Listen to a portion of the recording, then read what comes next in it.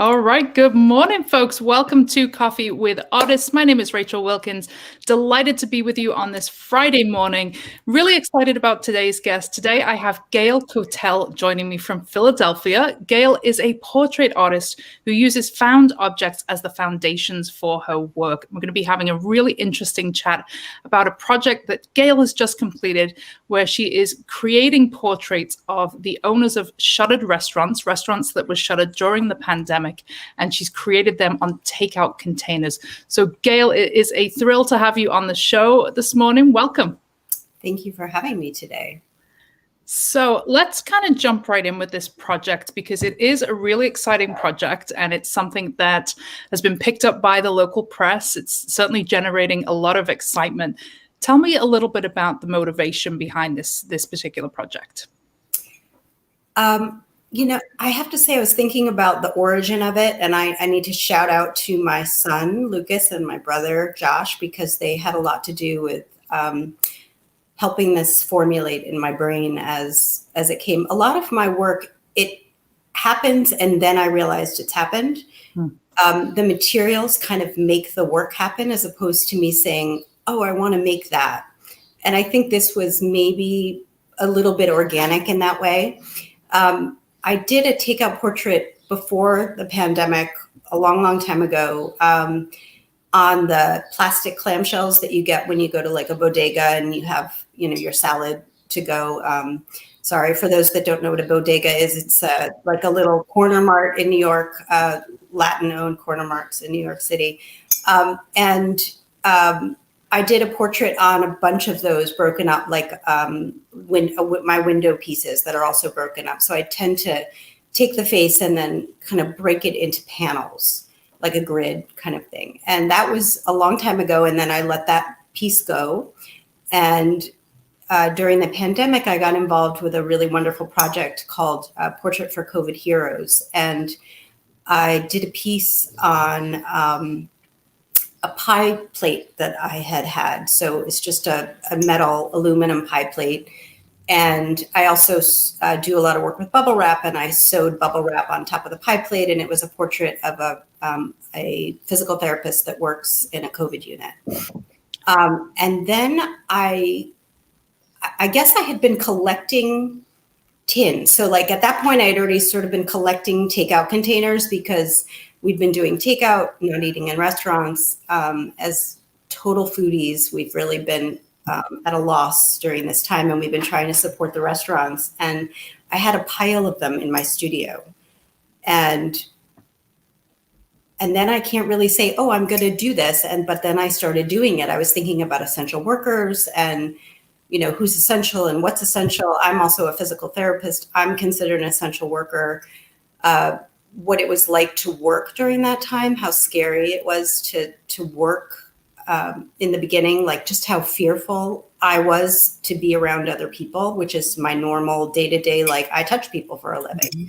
That was scary. I breathe next to people. That was really scary. And then I just started doing it.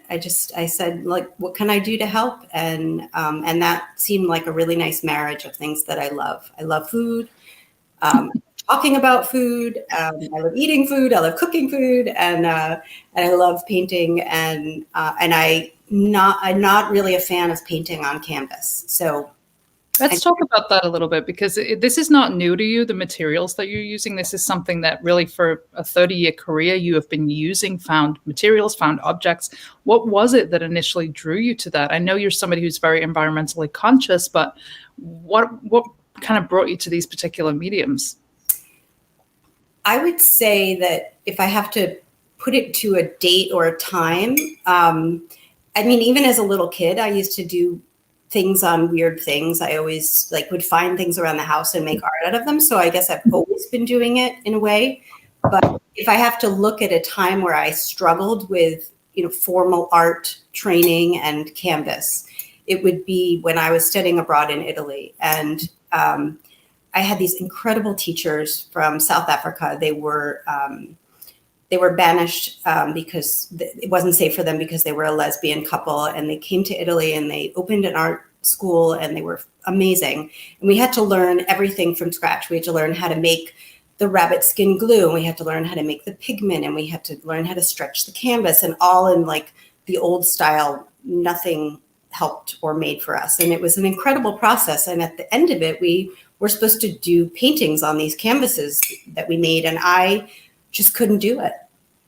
I was really frozen, and I just felt really stuck. I was living in a place where everything that was there was from the 1300s and beautiful, and it just felt like, what am I doing trying to compete with these people?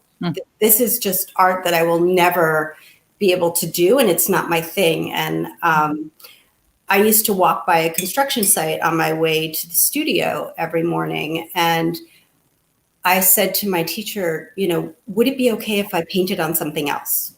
And they said, okay, sure. So I went into the construction site. I got a lot of attention as a young woman doing that. Not a very common thing in Firenze for women to walk onto construction sites, even in the 90s. And they gave me an old door. I brought the door to the studio, and I nailed some wood that I'd also found outside of the construction site onto the door. And I proceeded to do kind of a combination of a wood carving and an oil painting at the same time. Wow. And it was great. In fact, my teacher bought it at the end of the semester because, so that's nice. And that would probably be the beginning of me saying, okay, I'm just not going to do these traditional materials. It's not my comfort zone. And then the same thing happened with ink drawings and drawings on paper, where I love to draw on paper.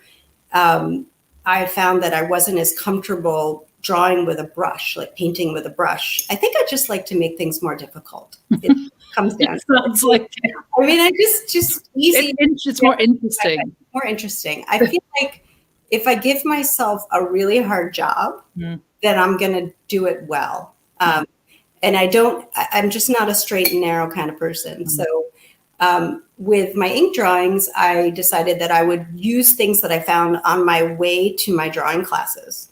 So this was when I lived in Portland, Oregon, which was just a small piece of time in my life. And I started picking up paper clips and pieces of paper that were just kind of in the gutter and things like that. And I would, or I'd take shavings from my pencil, and I would dip them in ink and I would paint. And that's, I still to this day, my ink drawings are not made with brushes. They're made with rubber bands or paper clips or twist ties or straws or something I found, something like that, something strange. So that's kind of the genesis, I would say. And I tend to just, right now, like in this pandemic, it's been packaging. I've been really kind of taken aback by all the packaging and all the takeout containers from the restaurants and things that we've been, necessary that we have these things to stay safe, but it's also been breaking my heart as someone who cares about the environment. So it just happened, I guess. And tell us about the bubble wrap, because this is something that, talk about a challenge, talk about taking yourself out of a comfort zone. For anybody who can't quite see what Gail has in the background there, the portrait to her right is created on bubble wrap. Now you actually paint them on one side and then turn them inside out. Can you tell us a little bit about even how you conceived this idea and what kind of challenges come with that? Sure. So I've been working with plastic for a long time. I was an art assistant a lot growing up in New York City. I was very fortunate to have people in my life in the art world, and I got a lot of jobs with different artists. And there was this one artist, and I feel really horrible because I can't think of her name right now, but she was incredible. And so when I went to school, I went to SUNY Purchase for college and got my BFA, and I majored in sculpture and printmaking, and I was a welder.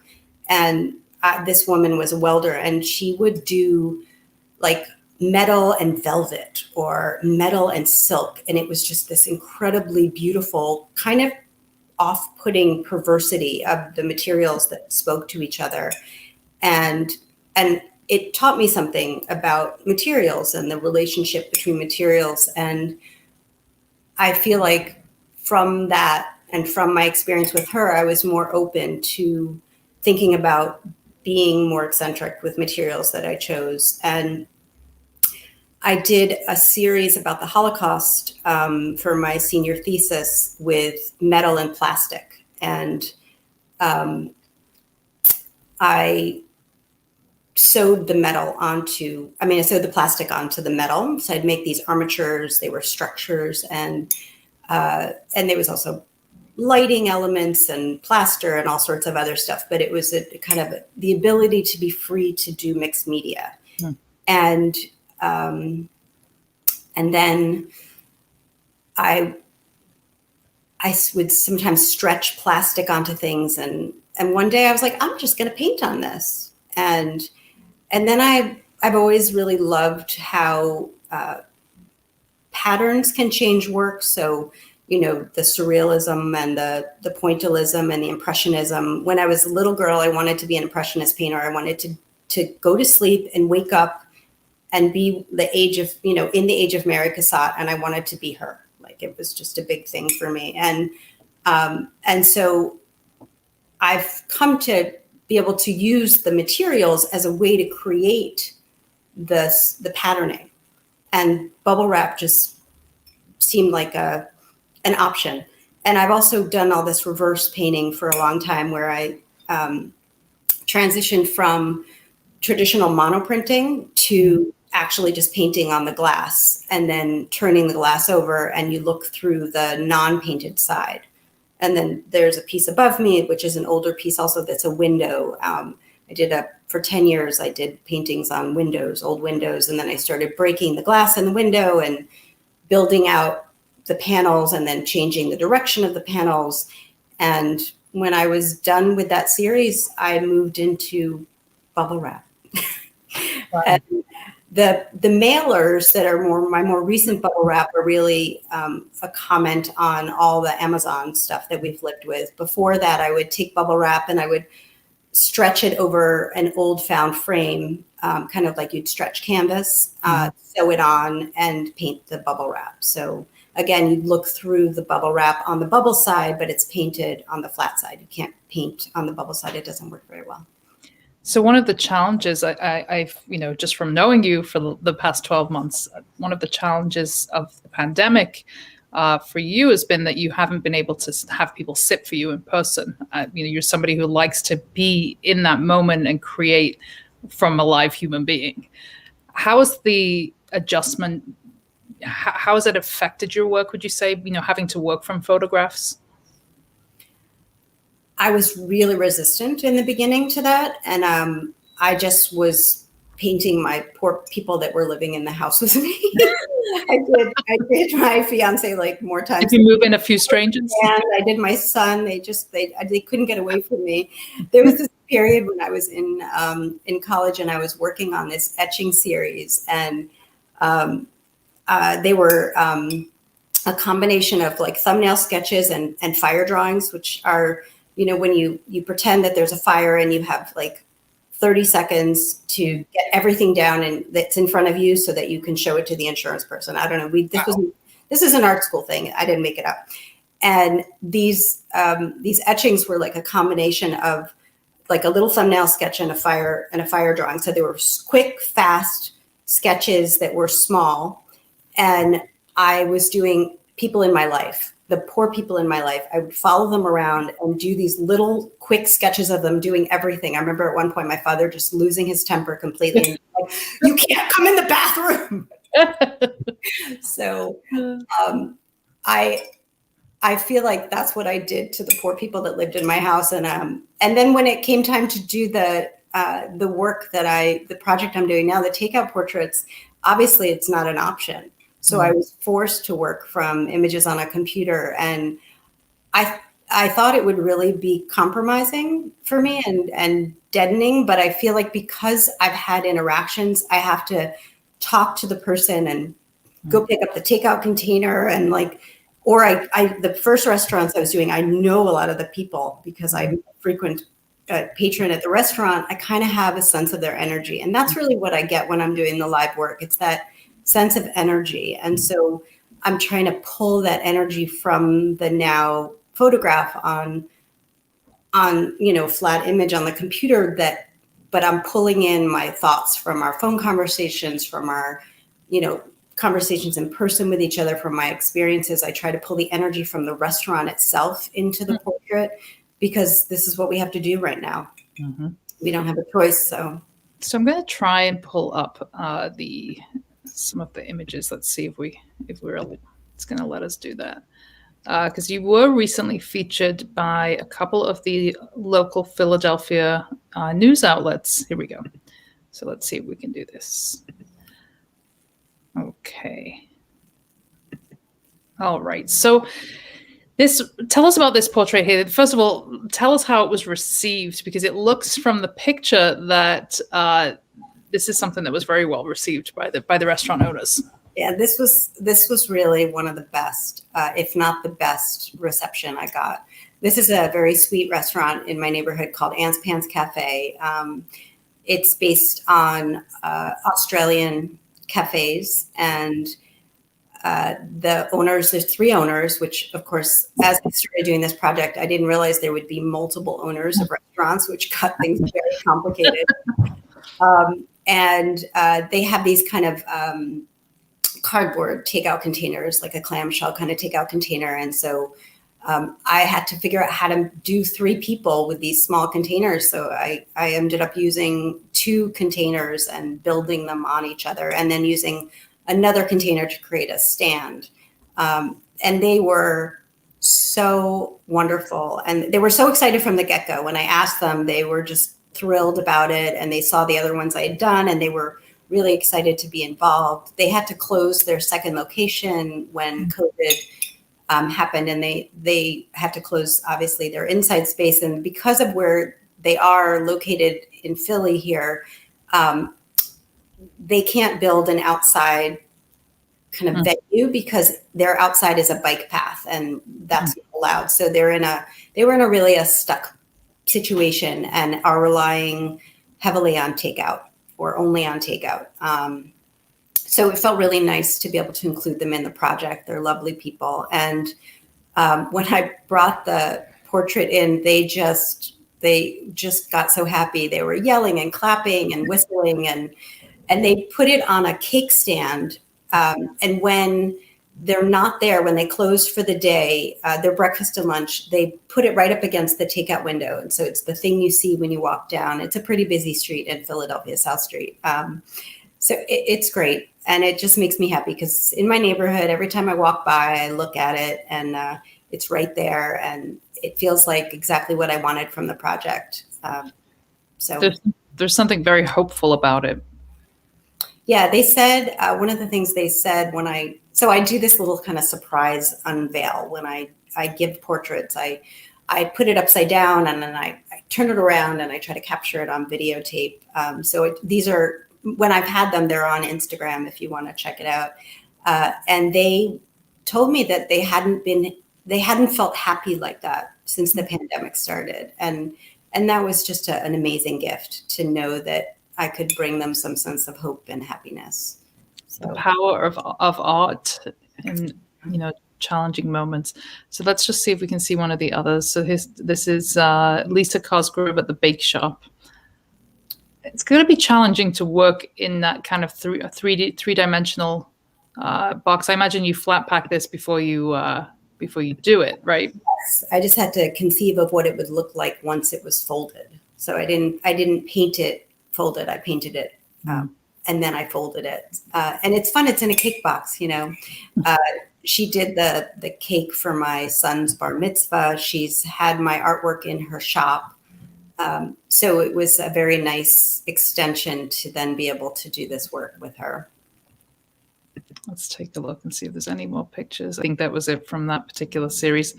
I do want to jump over to another piece of your work that has a pretty fascinating story. So let me see if I can do that.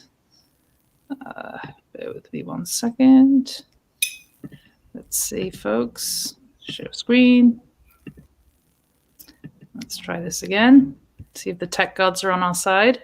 They're never on my side, so I'll give them all to you. This is the piece. So this was a piece that you actually included in a recent project that we did together, which was, we're in this moment. We've been through, a really challenging kind of 14 months. Let's talk about hope. There's a couple of other artists that participated in this project, and I invited you to create a piece that felt hopeful.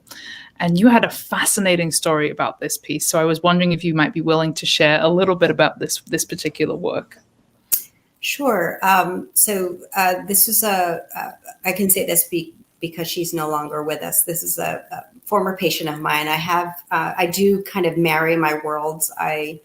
I'll ask certain patients if they're willing to pose for me, and they've never said no.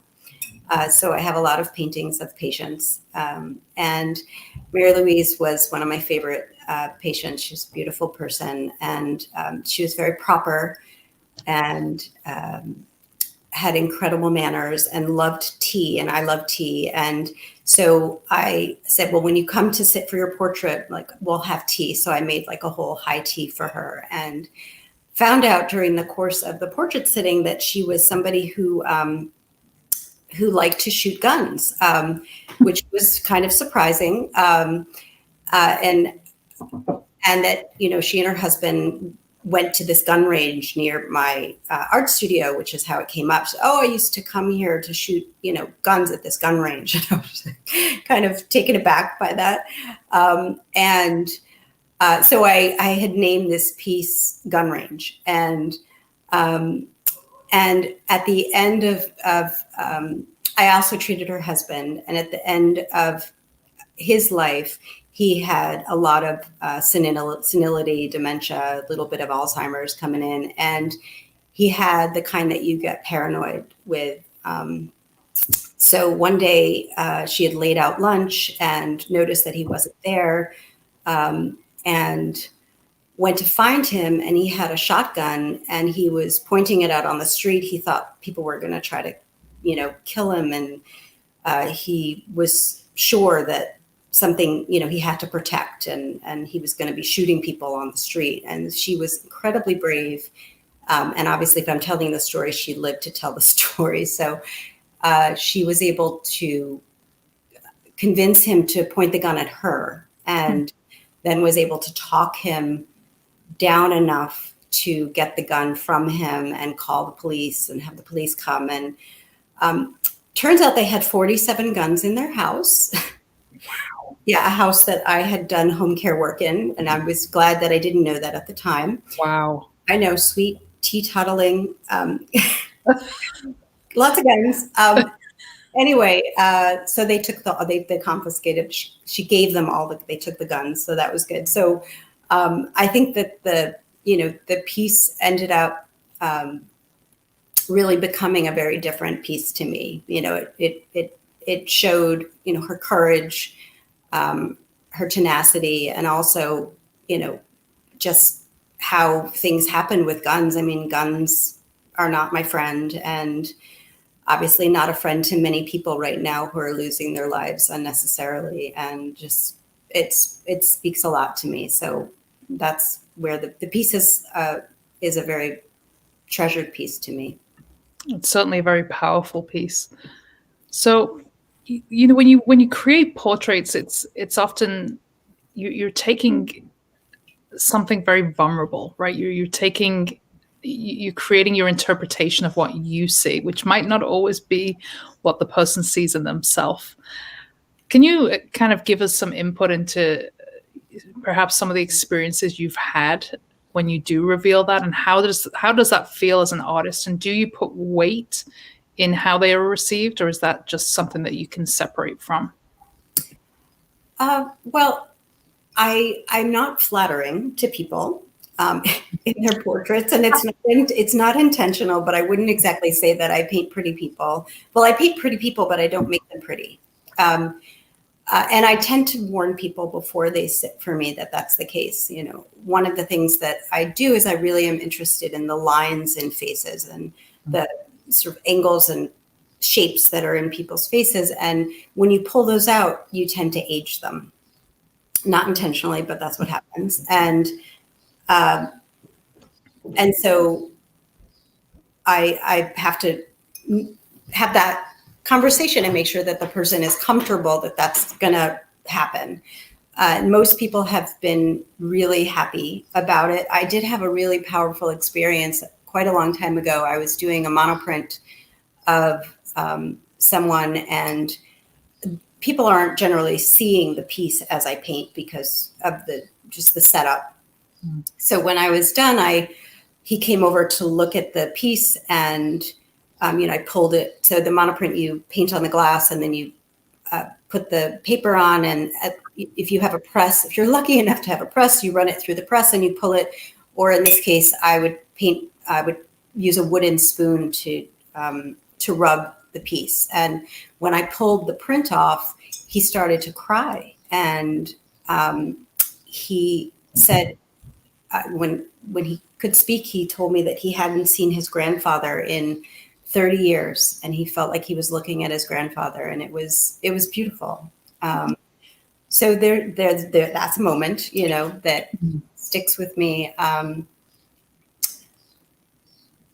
I just feel very honored that people give me the opportunity to paint them, and I don't know if it's because I'm also a physical therapist or kind of like the hairdresser where people tell you everything, but these portraits, people they talk, and that's what I want. I try to get the conversation started. I want them to talk while I'm painting them. I then can focus on painting, and I just have to, yeah, oh, really? Tell me about that. And I can really focus on the painting, but they reveal things, and that goes into the work. And that's what I feel like is the power of my work, is that energy that gets pulled from that session and whatever they're talking about. One time I had a piece, I got a commission to paint somebody's dog who had died. And this was a colleague of mine when I worked in one of the hospitals here. And she was so distraught about losing her pet. And I had met her dog, very sweet dog. And I didn't even realize how sad I had painted this very sad dog, and she came over to get the piece, and she started to cry, and she said, I love you. I love the piece. I'm going to pay you for this. I can't take it. I can't look at this. It's too sad. It makes me so sad. So yes, and my brother got that one.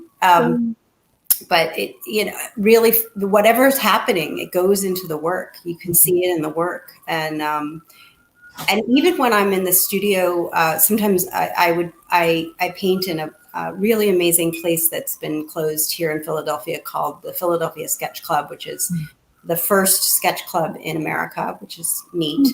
And the models come and do long sessions, and I will often more than 1 week in a row. So I'll be able to do a piece off of a model, and I don't necessarily get to know the model the way I would in a sitting session, but I will make sure I talk to them on the break and get a little bit of kind of hello energy and try to feed off the energy of the way that they're sitting, even for the portrait. Well, for me, portrait, everybody else is drawing the full model. I just want their face.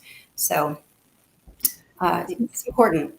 You've built, you're a business owner. You've built a kind of a thriving practice as a physical therapist with a specialty in Pilates.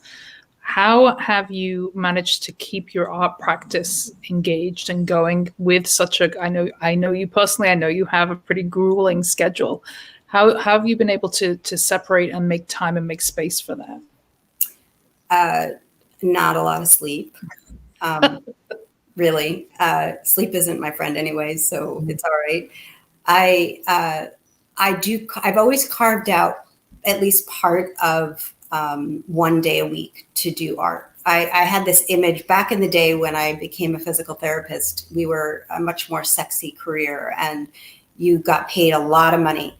But right when I got out of PT school, that changed, just for luck. First year out, no jobs, pay down, all that stuff. So you couldn't work. My goal was to do art 3 days a week and be a PT 2 days a week, or vice versa, but to do really kind of part-time physical therapy and then be an artist, and it was going to be fabulous. And then the world changed, and the insurance industry changed. And so I've had to really work to push to have time to make my work. And I'm fortunate now having my own practice that if I can afford it, I can make that time. And I've really, since my children have gotten older, made that a really strong like this is a boundary for me. I carve out this time. This is my time every week. And I'm doing that still. So it's not a full day a week, but it's part of one day. And I take that time, and that's my time to work in the studio, and then work on the weekends. I work at night. So I'll come home from work at like 8 or something, and I'll have dinner, and then I'll go in the studio till midnight. So it's just whenever, catch it when you can. Right now, this project is so exciting that I'm painting as much as possible. I just feel like I'm on this mission to help these restaurants, and I'm painting whenever I can. So what are your aspirations with this project? What do you see? What do you see next? Well, I had set this goal with your advice to do 22 restaurants. I was trying to figure out, how does this project have a beginning, a middle, and an end? And Earth Day is on the 22nd of April every year, so that seemed like a good number. I don't know if I'll get to 22. We'll see. The pandemic is changing as we get vaccinated and restaurants are opening, so it's becoming less relevant, I would say, as a project. But I hope that in the end, when we are back to whatever our new normal is, that I can have a show of the pieces all together. I'm hoping to pitch it to City Hall. Philadelphia City Hall has a wonderful art project. I've been in a show there before, and they have a really wonderful partnership. They have a floor in the historic City Hall where people go visit, and they have artwork shows there. And that's obviously been closed down this whole time, but I have this image in my mind that would be a really wonderful place to kind of talk about what happened in Philadelphia, and what happened during the pandemic, or maybe some other historic place. I'm also reaching out to the restaurant. I forget what it's called, like the Commerce, Chamber of Commerce, or something like that. Yeah. Is in charge of the licensing for restaurants, to see if they might be interested in doing something.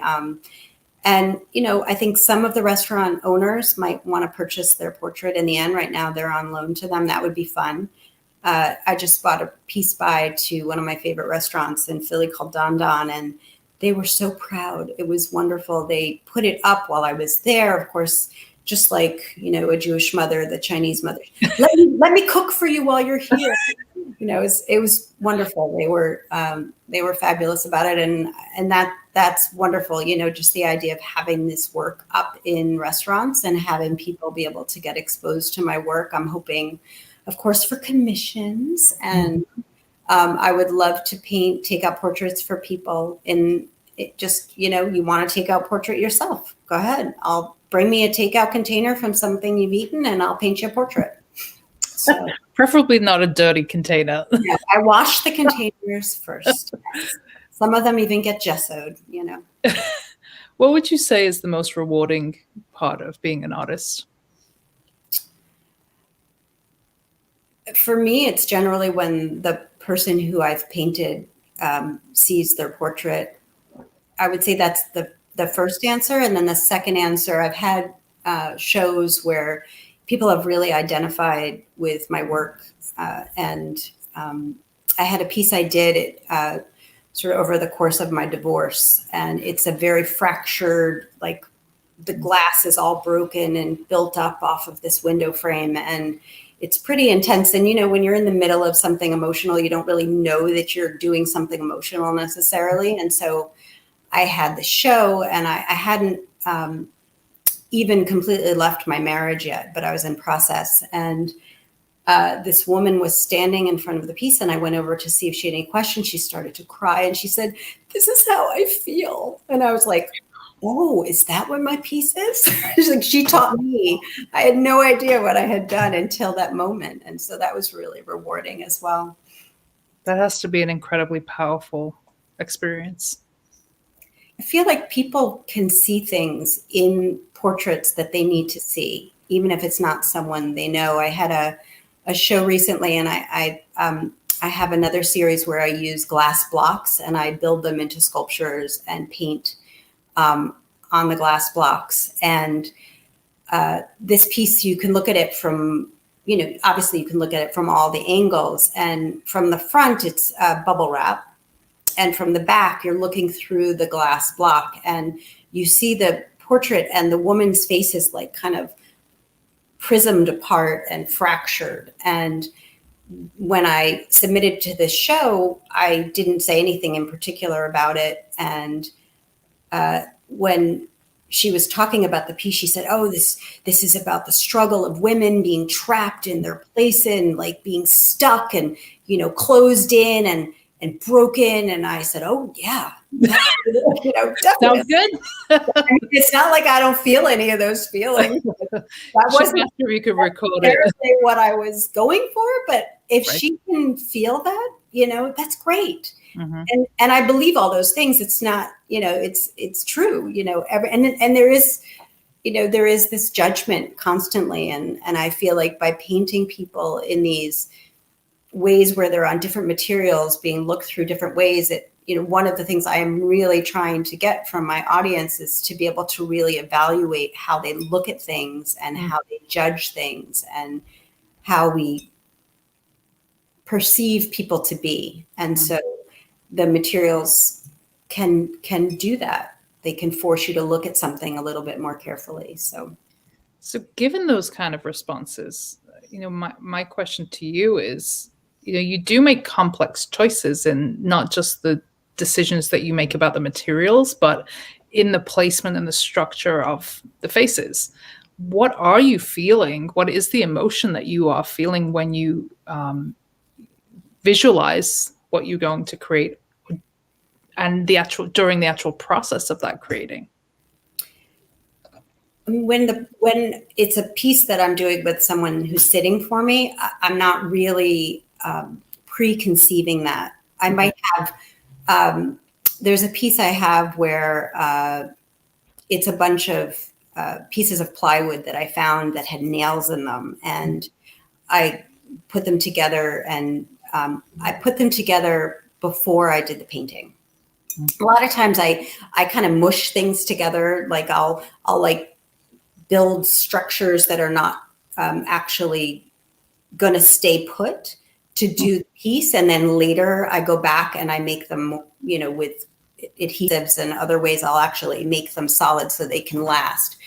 But with this piece, I did it ahead of time and it was angry. It was like an angry, I had just left my marriage and I was in the middle of this awful, horrible divorce. And it was a really hard time. It was hard to divorce someone who was a lawyer because I was always the one that didn't know what was happening. And I was always the one I felt like being taken advantage of. And so I feel like that piece was, unconsciously perhaps, but, the nails and the wood. And then the person I painted on it was in a studio. So it was a model. I didn't really have a relationship with her. That one was like my piece. It was my decision, my story. And even if I wasn't super conscious of the fact that I was processing something, I was processing something. And so, but I think the title of the piece, if I remember now, is called Just Holding It Together. So at the time, I don't think I was able to necessarily feel my anger. I was just kind of like trying to get through one day and then the next day and then the next. But I also look at it now in perspective of 10 years that have passed, and I can see that I was pretty angry too.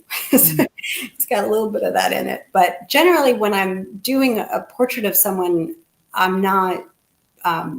I'm just taking in what they're giving me, and the materials might say something, or the building of the piece might say something afterwards. But I'm trying to just really have a blank, non-canvas canvas for what happens at that moment with the person.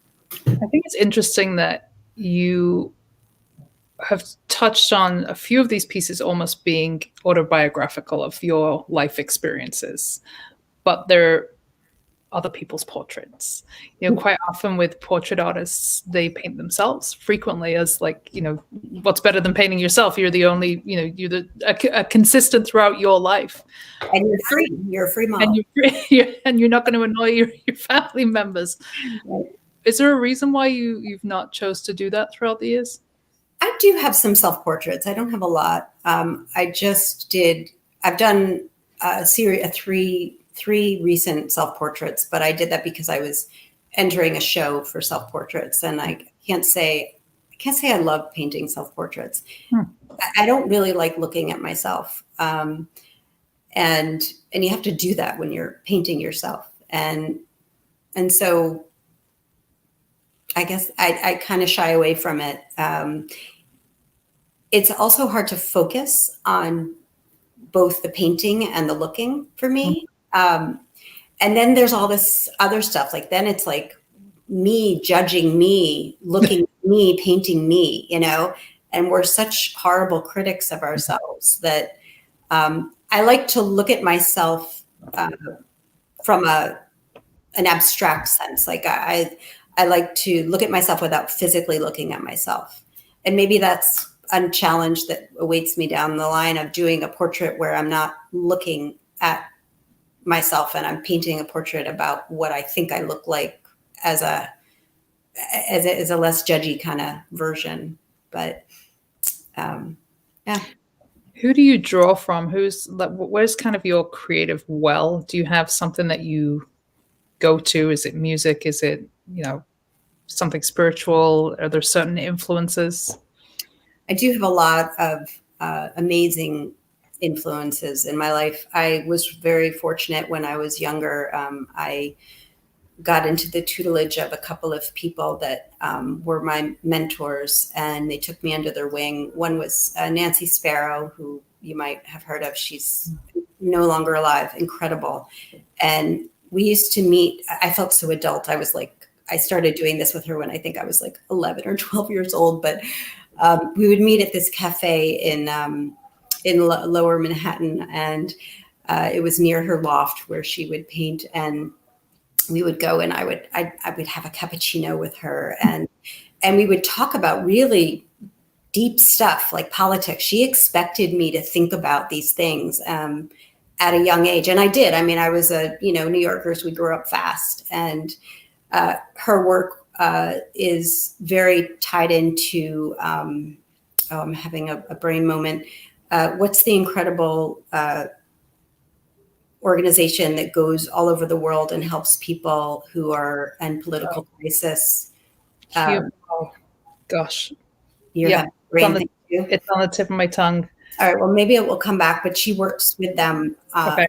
And her work is incredible and political and social, and very much about being a woman and about women who are being abused and mistreated all over the world. And she really taught me to think about what I care about and to have a stand and to have my politics be allowed to be part of my art.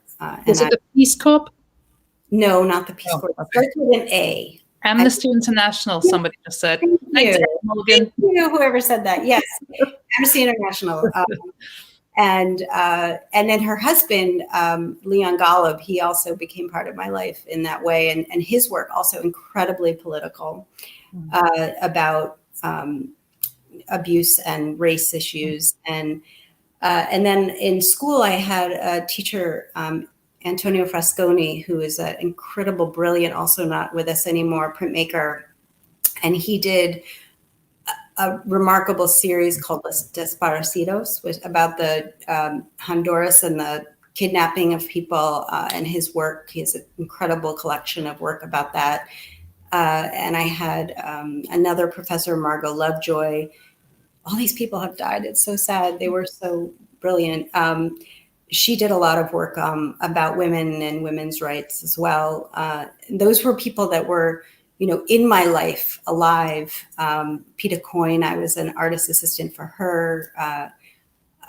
There were just countless people that I was fortunate enough to touch, real content with and be with. And, I would go to art openings from when I was a little girl, and just at the time it was a much freer time in New York. And, I would be in the room with Louise Bourgeois and, all these incredible, Andy Warhol, Keith Haring, like this was just what I was growing up around. And it wasn't like, oh, you're famous. It was like, can I talk to you about this piece? What are you doing with these boxes and this wood? And why is it black? And, and they would want to hear what this little kid, they were fabulous. I think about, I was just listening in the news this morning to an interview with Kamala Harris and this little girl. And she said, what do you want to be? You can be anything. And the little girl said, I want to be everything. And it's beautiful. And you get these things as a kid. It's really important who comes in your world. And these were all people that they were doing their art and they didn't care what other people thought or did. And some of them were getting arrested for it. And, I was very involved. I've been a very political person my whole life. I was involved in NOW, and I was involved in this very kind of guerrilla girl kind of art organization as well. That and they were just, I remember one time I was sitting in a meeting and there was Laurie Anderson sitting next to me, cared about the same thing I cared about. Why aren't women artists being shown in galleries in New York? Let's go protest, So I think that my influences have come in many, many different ways.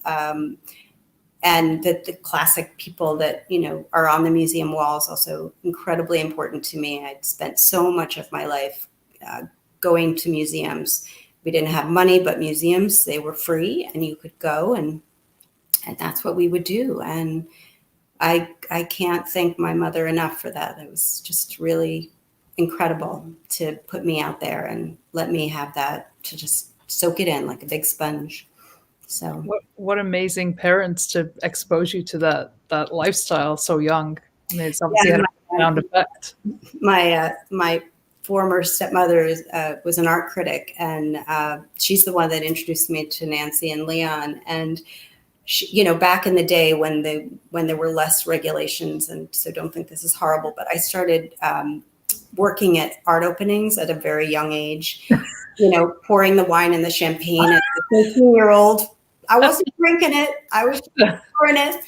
But, I got jobs like that all the time. I just, in New York, you just get crazy jobs as an artist all the time, working in many, many different experiences. But those were really wonderful experiences. Being there for those art openings were fabulous. So, wow. And then watching, like if you're pouring the wine and the beer and the champagne, you get to watch. And nobody has to know that you're watching them because you're working. So, wow. I wish I could be a fly on the wall at one of those New York openings back in the day. It would be amazing experiences, I'm sure. Yep, it was a time, definitely. So we are going to take some questions. So we do have quite a few people still on the line. So if anybody has any questions for Gail, do drop them into the comments. This has been a wonderful conversation, Gail. It's so interesting to get to know even more about you, even though I've had the pleasure of getting to know you over the last 12 months or so. What is something that, if you were to leave a legacy, what would you want to leave in terms of if somebody was to look back at your career?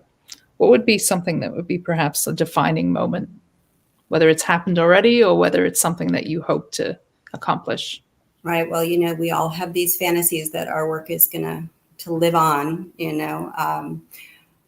I think that the relationship of my work to my passion about the environment would be what I would really care about, that people would think more about the way that they treat our world when they're consuming and throwing things away. That if my art can be there and give that message, I'd be very, very proud of that. Amazing. So we have a question here from Rivka. Hopefully I'm pronouncing that correctly.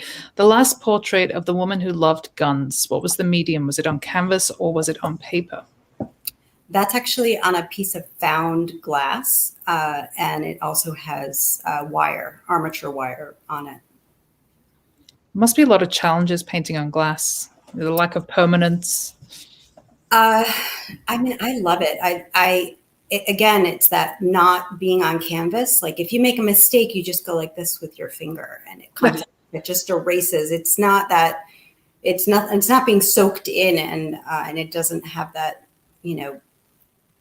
it's just like, I love it. I love painting on glass. And so my son actually found that piece of glass for me. This is what happens with my family now. They know. So they'll take a walk and they'll find a frame, or they'll find a cool piece of glass on the street, and they'll either bring it home or they'll come home and say, we got to go get this. I just saw this, put out like trash day, recycling day. Like that's my time, I go out and I go perusing for materials. And when I was doing my window series, it was funny. I had a show and I had, I needed a certain amount of pieces done, and I was out of windows, and I was like panicked. So it's like late at night. I remember when it was like this foggy night, and I'm driving around perusing, looking for like dumpsters, and I'm trying to find old windows. But then it came back to bite me, because after that, people got word, like people would see my work in shows and places, and I used to come home and there'd be like stacks of windows sitting on my porch, because people found out, and construction workers were like, oh yeah, we got windows, and they would say, oh, bring them over there, and they would come home and it'd be like, I had so many windows when I stopped doing the project to get rid of. It was insane. Wow. But glass blocks too, people found out about the glass blocks, and I started getting piles of, people call me. Sometimes I get emails from people saying, I have these windows, or I have these glass blocks, or I have this, or I have that, do you want them? And that's great, because that's what I'm talking about. That's the environmental, piece that makes me happy. So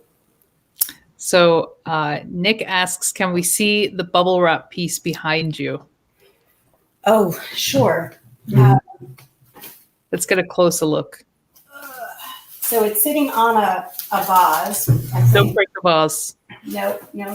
It's attached to my plant. There we go. So it's a mailer. It's one of those things that comes in, every Amazon package, and it's flat, but then you can put it over whatever you want to at home, and then it becomes, go wrong way, a face and a portrait. And it's. I never knew you painted the back of the head as well. Oh yeah, they're. I had a teacher at some point, I think even so I went to music and art. So I started my art career young. And this teacher would yell at you if you didn't think three-dimensionally, because you're a sculptor and it has to be beautiful and interesting from every angle. Look at Henry Moore. Wow. So I looked at Henry Moore a lot, and he was right. Henry Moore, like, that doesn't matter where you look at a Henry Moore, it's gorgeous. And so all my mailers are three-dimensional. Amazing. And not so much a question, but a comment from our very own Ron, who we love dearly. This message of art of redemption speaks to me, having experienced divorce some years ago. Divorce is not pretty. Especially divorcing a lawyer. I did not know that. Yeah. And when you divorce and you have children, it's just so complicated. So don't recommend it. Nope. Well, Gail, this has been a wonderful conversation. I think the best thing that we can do now is to let people know where they can purchase, observe, look at, purchase, absolutely, where they can learn more about your work. If you just give us your website, we'll pop it right in the comments. Oh, okay. Therapeuticpilatespt.com. So it's a website that's both my physical therapy and my artwork. You just click on physical therapy or artwork and you get to play around. Hopefully I spelt it right. If not, we will update that, or Gail can pop into the comments and update that. So this has been Coffee with Artists. Gail, any final thoughts you want to leave our audience with? Just keep being safe. We're coming out of this, but let's do it safely, please.